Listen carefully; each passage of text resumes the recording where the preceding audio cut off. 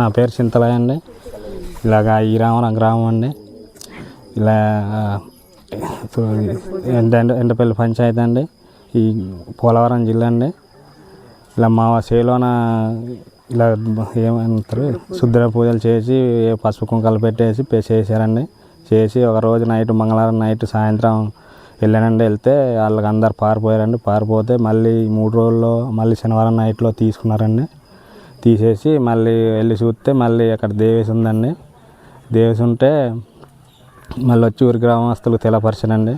తెలియపరిచి ఇది ఇలాగ చేస్తున్నామండి, ఇంకా ఏమన్నా ఇప్పుడు భయంతో ఉన్నామండి. చేలోన ఏం చేయాలన్నా భయం అవుతుందండి. పక్కన ఏమన్నా అవి భూతాల దెయ్యాలు లాంటివి పట్టుకుంటాయని భయపడుతున్నానండి.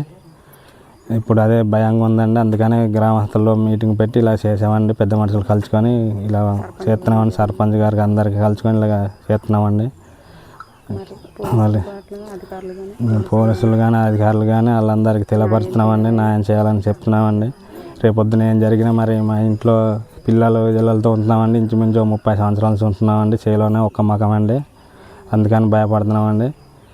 మరి న్యాయం చేయాలండి మరి మాకు. అందుకని మేము పెట్టామండి ఇలాగని. నమస్తే అండి. మాది పోలవరం జిల్లా అండి. పోలవరం జిల్లా గంగవరం మండలం, ఎండపల్లి పంచాయతీ, ఈరామవరం గ్రామం. మా గ్రామంలో మాకు కొన్ని రుద్ర పూజలు, క్షుద్ర పూజలు అనేది జరుగుతున్నాయండి. అటువంటి కోసం మాకు ఒక 4-5 రోజుల క్రితమే మాకు పక్క ఊరు నుంచి ఒక 10-15 బళ్ళతోటి ఊరు నైట్ అర్ధరాత్రి వేళ రావటం అంటూ జరిగిందండి. జరిగిన తర్వాత మేము ఎందుకో ఏటా అనుకొని మేము ఆలోచించే లోపే వాళ్ళు ఈ క్షుద్ర పూజలు అనేది మొదలుపెట్టారు. మొదలుపెట్టిన తర్వాత అక్కడ చేనుగల రైతు అవి చూసి ఆయన బెదిరించడం అంటూ జరిగింది. మీరు ఇటువంటి క్షుద్ర పూజలు చేస్తే కనుక బాగోదు, మీరు ఎక్కడి నుంచి వచ్చారు అక్కడికి వెళ్ళిపోండి అని చెప్పారు. చెప్పిన తర్వాత మళ్ళీ ఒక 2-3 రోజులు మానేసి ఆయన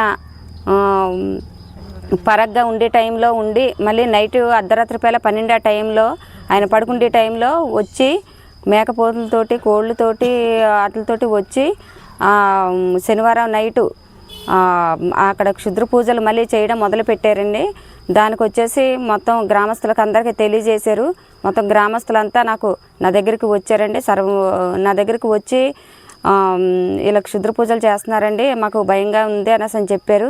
నేను బండ్రత్తుతో చెప్పి దండోరా వేయించి మీటింగు పెట్టామండి. మరుసటి రోజు మీటింగ్ పెట్టి ఇవన్నీ అడిగితే మాకు ఇక్కడ గ్రామస్తులు కూడా సహకరించినట్టుగా తెలియజేశారండి. ఆ గ్రామస్తులు అందులో ఒక ఆయనకి మేము పట్టుకున్నాము. ఆయన వివరాల కోసం మేము అడుగుతున్నామండి. ఇంకా మాకు ఈ గ్రామంలో మాకు అలాగే గత 2-3 సంవత్సరాల క్రితం ఎండపల్లి గ్రామంలో ఇటువంటి క్షుద్ర పూజలు చేయటం వల్లనే మాకు 2 ప్రాణాలు ఆడపిల్లల ప్రాణాలు బలి కోరుకుంది. వాళ్ళ చనిపోవటం అంటూ జరిగింది. అదేవిధంగా మా ఈరామరం గ్రామం కూడా జరుగుతుందని మేమంతా భయంతో ఉన్నాము. మాకు అధికార పట్ల కానీ పోలీసుల పట్ల కానీ మాకు దీన్ని సహకరిస్తారని కోరుకుంటున్నామండి. న్యాయం చేయాలని ఈ గ్రామ సర్పంచ్గా నేను కోరుకుంటున్నానండి. నా పేరు బండా రామలక్ష్మి అండి. Thank you. మాది ఈరామవరం గ్రామం అండి, గంగవరం మండలం, ఎండపల్లి గ్రామ పంచాయతీ. నా పేరు మడకం రామారావు ద్వారా. ఈ ఈరామవరం గ్రామంలో పంచాయతీలో గ్రామంలో పీసా కార్యదర్శిగా పనిచేస్తున్నాను. అలాగే ఈ గ్రామానికి గ్రామ పెద్దగా కూడా వ్యవహారాలు పనిచేయడం జరుగుతుంది. అయితే ఈరోజు మా గ్రామంలో అంటే ఈరోజు కాదు, గత 2 రోజుల నుండి జరిగే విషయం అండి ఇది.